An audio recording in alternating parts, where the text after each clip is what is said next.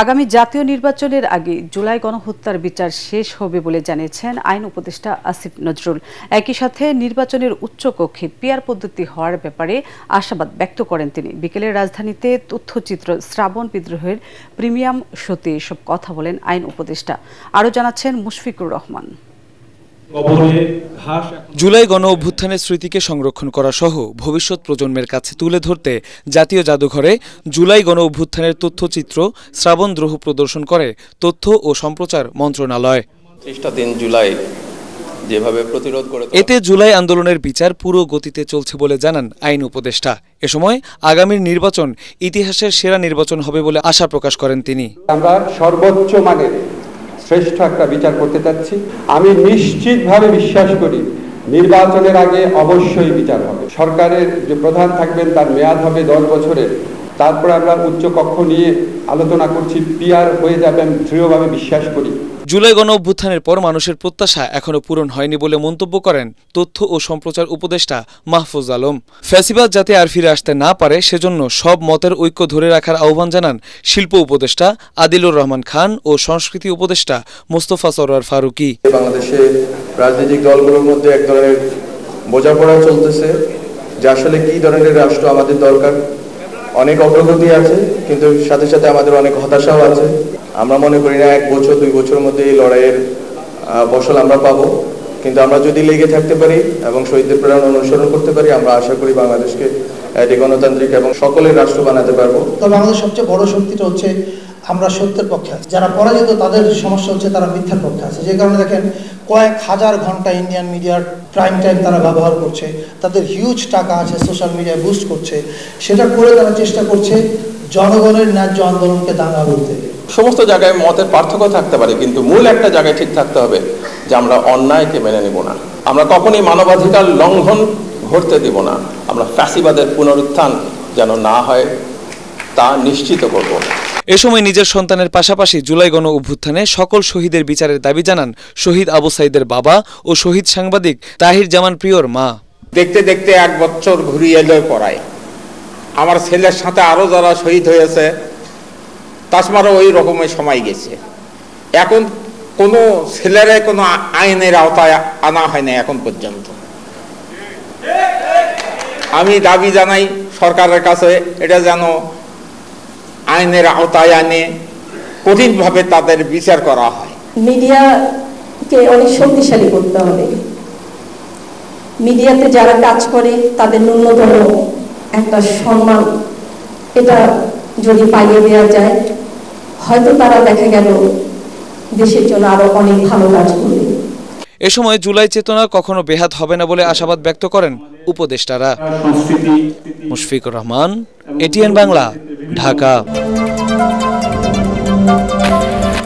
জরুরি অবস্থা জারির বিধান সংশোধন এবং রাজনৈতিকভাবে তা ব্যবহার না করতে একমত পোষণ করেছে রাজনৈতিক দলগুলো।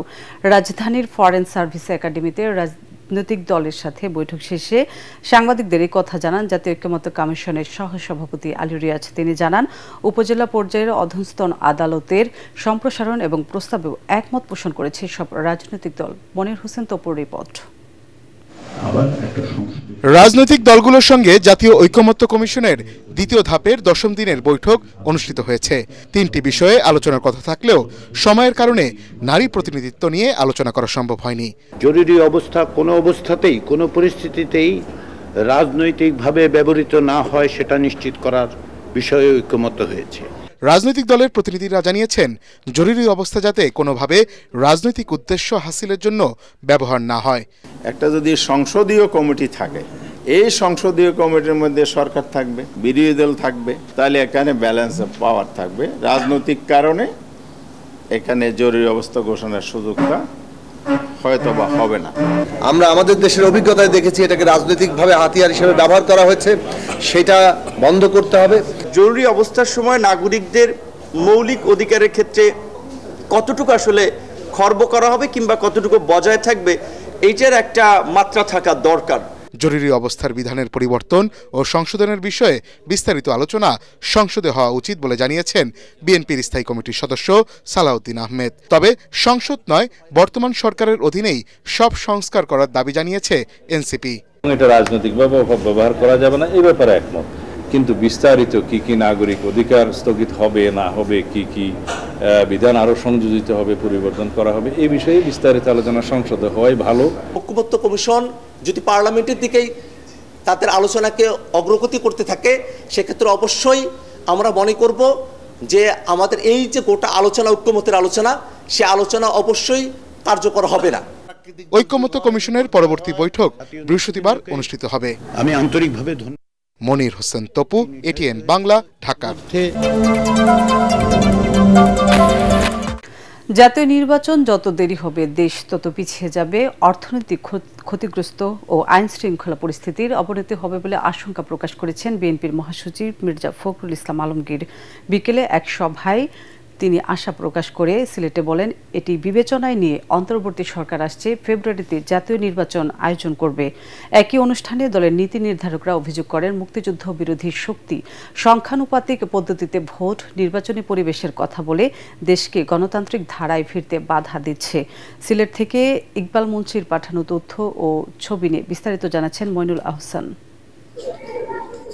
একদিনের সফরে সিলেট এসে দলের চেয়ারপারসনের উপদেষ্টা এম এ মালিকের আয়োজনে মতবিনিময় সভায় যোগ দেন মহাসচিব, স্থায়ী কমিটির সদস্য সহ বিএনপির সিনিয়র বেশ কয়েকজন নেতা। স্থানীয় একটি কমিউনিটি সেন্টারের সভায় বিএনপির নীতি নির্ধারকরা বলেন, পতিত স্বৈরাচার ও স্বাধীনতা বিরোধী শক্তি নিজেদের স্বার্থ হাসিলের জন্য জাতীয় নির্বাচন নিয়ে নানা ষড়যন্ত্র করছে। সচিবালয় থেকে শুরু করে জেলা, উপজেলা, প্রশাসনের বিভিন্ন স্তরে এখন পর্যন্ত শেখ হাসিনার লোকেরা রয়ে গেছে, যারা এখন পর্যন্ত ষড়যন্ত্র করছে, যারা চাচ্ছে না যে বাংলাদেশে একটি সুষ্ঠু নির্বাচন হোক। বিএনপি মহাসচিব মির্জা ফখরুল ইসলাম আলমগীর বলেন, ২৪-এর গণ অভ্যুত্থান পরবর্তী নতুন বাংলাদেশ গড়ে তুলতে দেশবাসী এখন তারেক রহমানের দিকে তাকিয়ে আছে।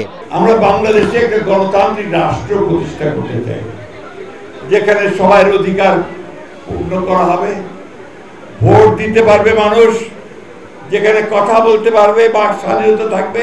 সেই দেশ তৈরি করার জন্য আমরা নতুন করে সংগ্রাম শুরু করেছি। আর আমাদের এই সংগ্রাম, আমাদের এই যুদ্ধ, তার নেতা হচ্ছেন আমাদের এখন তরুণ নেতা তারেক রহমান সাহেব। এ সময় জাতীয় নির্বাচন বিলম্বিত হলে দেশ নানা সংকটে পড়বে বলে আশঙ্কা প্রকাশ করেন বিএনপি মহাসচিব। সরকারকে বলতে চাই, অন্যান্য রাজনৈতিক দলগুলোকে বলতে চাই, যত নির্বাচনের দেরি হবে তত বাংলাদেশ পিছিয়ে যাবে।